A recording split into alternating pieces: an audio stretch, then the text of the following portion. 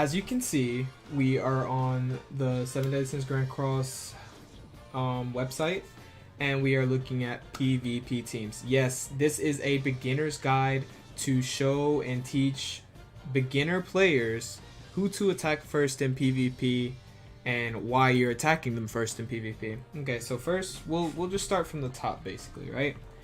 We have Escanor, Lilia, and Meliodas. Escanor is really, he's not a support unit. He's a really hard hitting unit. He's an attack unit. Well, I'm gonna categorize two different things before I just go into this. I'm gonna put these types of characters that he does debuff though as well. He removes buffs. He does debuff on his second skill card, but I'm gonna categorize players like this one. This is a attack unit, okay? And this is a support unit. The reason I call this a support unit is because they don't do a lot of damage. Maybe their ult will do a lot of damage, but mainly their skill cards are used to support the team and also put the other team at a disadvantage. So in this team right here, who would you attack first? Let's see. Both Escanor and Meliodas are really both attack units, and the reason you shouldn't attack them first is because Lilia is giving Meliodas plus 50%. Okay, 50% of his original pierce rate added onto his pierce rate. So if you kill Lilia first, if you take out Lilia, her passive no longer, her unique no longer is valid. No longer does Meliodas have more pierce rate, meaning he won't hit as hard. And also, taking her out first is very important, especially depending on the team you have, because this card right here, it decreases it depletes 1 ultimate move gauge and 3 ultimate move gauge, and it also does damage, but the main factor is that it can deplete ultimate move gauge, and we don't want that. You don't want to get ult cucked, especially if you're trying to ult rush. So you should definitely take her out first. She also has a healing card. She can heal all of her allies for 200, 240, and 400%. And her ult, this right here also is a problem because it inflicts damage, 350%. That's not really everything, but where it really shines is the fact that it attacks all enemies. It also decreases skill ranks, then depletes the ultimate move gauge by the number of skill rank decreases. That right there is not what you want to get by. So if you take out Lilia first, like first turn, say for example, you have strong cards, you have strong units, right? Say for example, you take out Lilia first. Boom. Meliodas has his pierce rate is not as high, so he's not going to hit as hard. Escanor is still Escanor, so he's just a literally walking tank, but they don't have a support unit anymore. They can't be healed, they can't be purified. So if you corrode them or you fossilization them, then they can't do anything about it. They're just going to get hit by it. They're just going to get debuffed and they can't do anything. So you're taking out the support first, which will make the gameplay much easier for you. Now, let's move on to the second team. Resistance is futile. This is a control team, okay? The reason it's called a control team is because all of these units are basically support units, and they're all matched together to control the field, literally. Why? Because Merlin, her first card, what it does is it takes away ult gauge, 1 ult gauge on 1 star, 1 ult gauge on 2 star, and 3 ult gauge on 3 star. And also her perfect Q puts a barrier around all allies equal to 150, 225, and 375 for 2 turns each on each of those, on 1 star, 2 star, and 3 star. This makes it to where it's pretty hard to get damage on them, and you have to get through this barrier first, right? Also, right here is her unique, is which fills all allies ultimate move gauge by 1 at the start of battle, which is pretty bad because if somebody's trying to ult rush and they have ult food and they also have Merlin, green Merlin, then this is going to be bad because they're going to try to ult rush you off the back. And the reason, okay, you're probably saying, okay, she's pretty OP, but she is counterable. Now, say for example, you are playing Blue Demon Meliodas, since he is sort of a meta character, because you like, some people love to play Pierce teams. Like, I love to play this team right here. It's just the fact that when you run into a Valenti, Valenti's unique is decreases all enemies' pierce rate by the value of the hero's resistance at the start of battle. Applies when entering battle. This right here cucks every blue Meliodas in the world. There's nothing you can do about it. Basically your Meliodas is not going to hit hard. I literally have a clip of me hitting 5,000 damage, I believe. I'm probably not going to put it in. I'll probably put it in. I'll see. But I literally hit 5,000 damage with my AoE, and I was like, Jesus Christ, Valenti is really cucking me right now. There's nothing I could do about it. My Escanor couldn't kill Valenti, and yeah, but her cards right here also, she's also support. So her first card decreases defense related stats by 20% for 1 turn, 30% for 1 turn, and then 40% for 2 turns. That is scary because if you have a 2-star, say for example you have Merlin, right? You have a Merlin 2-star ult gauge, right? Depletes ult gauge. 2-star depletes ult gauge, right? And you decrease defense related stats. You're gonna hit for like depends on how good your Merlin is, depends on if you're playing ungeared or geared. You're gonna hit for about I'd give it 20k or 30k depending on how good your Merlin is, probably even more. But it's gonna hit like a truck, and then it's also gonna deplete ult gauge. And also Genesis, right? 1-star does nothing but damage, 120% damage, and it's a AoE. First card is not AoE. This is only a single target, but second card is AoE, and this inflicts damage equal to 120%, and it attacks everybody, and it decreases attack related stats by 20% for 2 turns on the 2nd rank. Now, why this is scary is because if you're running a pin team, she literally just she literally just throws your pin team out the door. She's controlling your whole match. You're not going to be able to do anything. You'll probably ult rush and probably get some good damage from ulting, but by the time you do that, you're probably already going to be dead. So she's decreasing attack related stats by 20% for 2 turns on 2nd rank and 30% for 3 turns on 3rd rank, and that right there is really bad. And also her ult, it inflicts rupture, which is 2 times the damage against buffed enemies. If you buff your if you buff your allies and whatnot, I pray for you when you get hit by this. You're not gonna live, but yeah, it does damage equal to 630% of attack on 1 enemy. And then finally is Gowther. Now this is where he comes in, right? Trickery increases all allies attack by 10% at the start of next turn if he doesn't take damage. You see, this is good because if he doesn't take damage, you're literally just like getting so much attack, right? But if you have Meliodas, if they have Meliodas and they just like AoE, they keep AoEing, this is not going to stack. But if they have like single target units, it may stack because they may try to target Valenti, or they may try to target Merlin. Now, the reason he is really good for this team as well, because he helps them control Invasion Arrow. This right here, I skipped this card because this right here is this is where the powerhouse is happening. He increases the skill ranks of 1 ally on 1st rank. On 2nd rank, he increases all allies, and on 3rd rank, increases all allies' skill ranks and also basic stats by 20% for 3 turns. This is really bad. This is really bad, especially if he gets skill rank 3, and then this is possible to get skill rank 3. If this team is going against a pin team, they're not going to be hitting damage. He could literally just farm the invasion arrows and keep upgrading his he could keep skill rank upgrading his Gowther, and then he'll have 3-star, and then boom, you're basically just not winning that match. If you don't know who to attack first, which we are going to get into that after this. His ult, it does a little bit of damage, doesn't really do a lot of damage, but it hits all enemies, and it depletes 3 ultimate move gauge. That is control. This is literally control. This whole controls. Merlin takes away ult move, and Gowther. Also, his Holy Ballista. Basically, this right here. If he has this, oh my god, it inflicts damage 400% and takes away 5 ultimate move gauge. You get. All right, so look, let me just get to it. Who are you going to attack? By the way, these subs, basically just for like tanking. Like this gives more, like right here, this gives 30% more defense in PvP, and this increases all HP stats by 15% in PvP. These are just like supports, like extra supports for the pin team and the control team. But who would you attack first in this team? Let me think. Merlin takes away ult and shields. Valenti Valenti takes away all your damage basically, literally, especially if you're playing Blue Demon Meliodas, and Gowther ranks up everybody in order to make everything possible. Who would you take out? Who you would take out would be if you're playing a pin team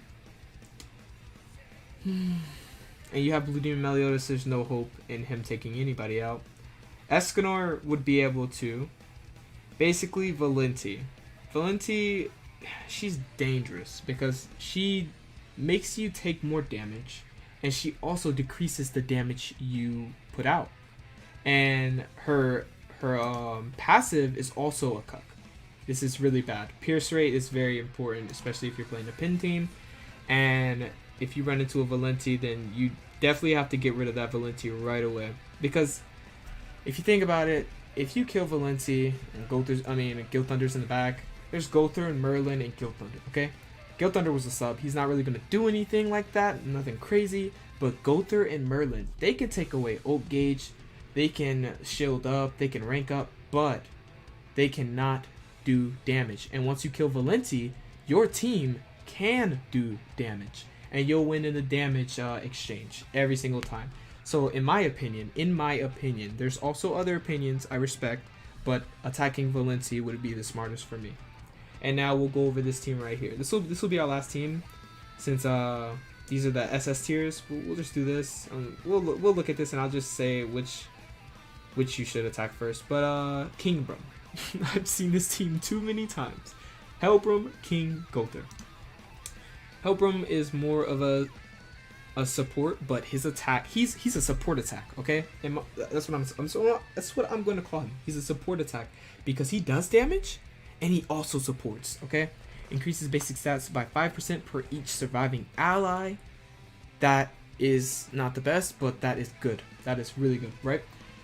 His first card, rank 1, inflicts damage 120%, and it's only on one enemy and depletes 1 ultimate move gauge. 2-star, 300% damage, depletes 1 ultimate move gauge, and then 3-star. I hope I didn't say this was 3-star. 2-star, depletes 1 ultimate move gauge, and then 3-star does 450% damage and depletes 3 ultimate move gauge orbs. That is like really good, and it does damage. It does a lot of damage. Trust me, I've played Helbrum, and he does damage, especially if you have good armor, depending on if you play geared or ungeared, depending, he has damage, okay? And he's a support. And this is Stone Needle, his second card. Let's talk about this, okay? His rank 1 does 200% of damage on 1 enemy, rank 2, 200% of attack, and then petrifies for 1 turn. He petrifies, yes, he petrifies. So that's leaving you incapable of moving unless you have a king on your team and you purify, or unless you have a 2-star heal card on Blue Lilia. This is really good. I feel like this is sort of a control team. It's like a semi-control team because they actually do good damage. They do damage and they control. This is actually a really good team. I'm going to try this out for a video. That'll be in the future, of course. But you guys already know when that time comes, go ahead and hit your boy up with a like, comment, subscribe, and watch it. But anyway, rank 3, petrifies for 2 turns and does 250% damage. Does pretty decent damage, but it won't kill you, especially if you have over half health. Cancels buffs and stances on all enemies and inflicts damage equal to 280% of attack on all enemies. Okay, this right here, the only problem is it cancels buffs and stances. Say for example you're playing Red Derriere, which we don't have on global yet, or you're playing King Arthur. Boom, all your buffs and stances are gone. They're gone, out of the drain. And then I'll leave you vulnerable to get hit harder by these cards as well as the other teammates cards. And then Blizzard Bullet cancels buffs and stances on all enemies and does 350% of attack. It's just a little bit more attack, but yeah, okay. So this team flows together because it's not just Helbrum, okay? We also have King. Increases fairy allies basic stats by 8%, meaning Helbrum is getting a plus 8% stat boost. Basic stat boost at that. And Blue King is really, in my opinion, best to play like all the time. I love playing Blue King in ranked. It's literally just the best. Okay, but anyway, first card is third form fossilization. Rank 1 does 200% damage. He does good damage. If you have good gear, he does good damage. But if you're just playing ungeared, he still does good damage. He does like 15 to 20k damage, depending on if you crit, right? And then 2-star card is inflicts damage 200%, and then petrify. It's the same damage. It's just it petrifies for 1 turn. It petrifies. So you have 2 people that petrify on your team. This team is controlling you literally, unless, see, like, say for example, okay, I'm gonna get into it after, because like I gotta explain. Well, I've already explained Gowther. So say for example, Gowther ranks up everybody. He has a 2-star skill rank, right? And he ranks up King, he ranks himself up, and he ranks Helbram up, right? And they both have fossilization cards.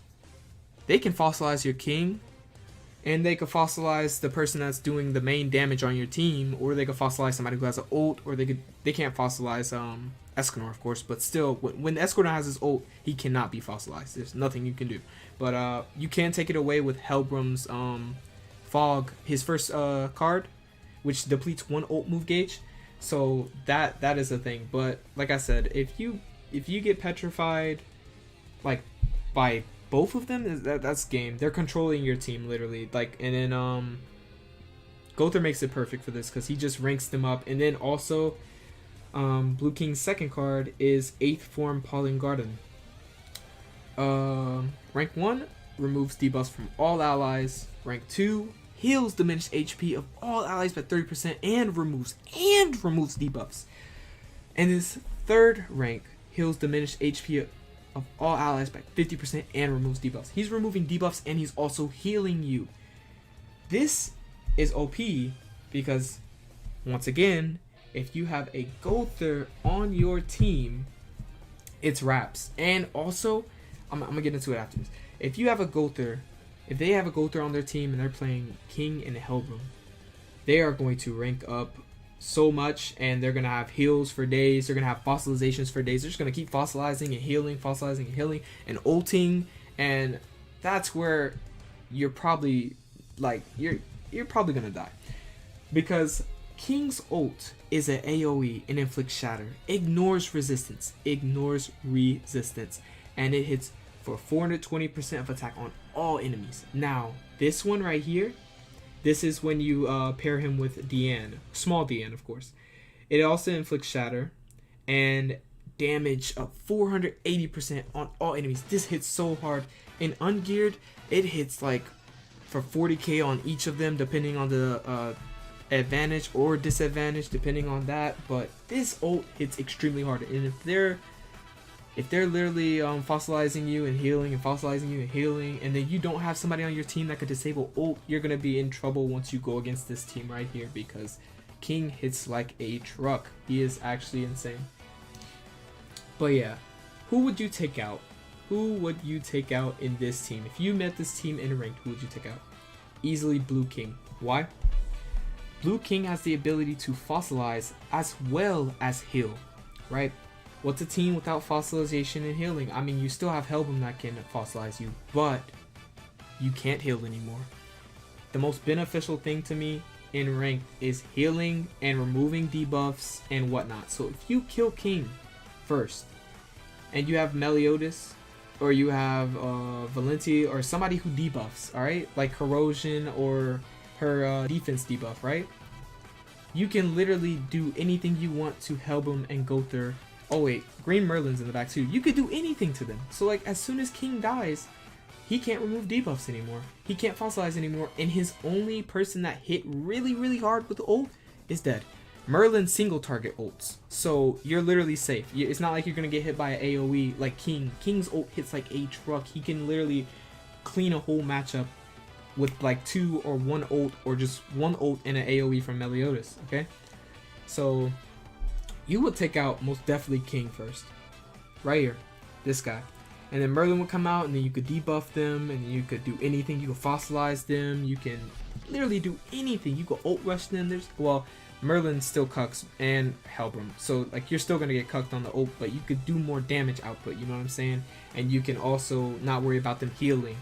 It's just it's more beneficial to take King out before he becomes super useful. Like if Gowther just starts ranking him up at the beginning of the match, which I do, and everybody that goes against me, I literally rank up King every chance I get, and I have like 3-star fossilizations and 3-star heals, and like I'm like, you can hit me all you want, I'm just I'm just gonna heal and then fossilize your strongest unit and fossilize your purify unit if you have one.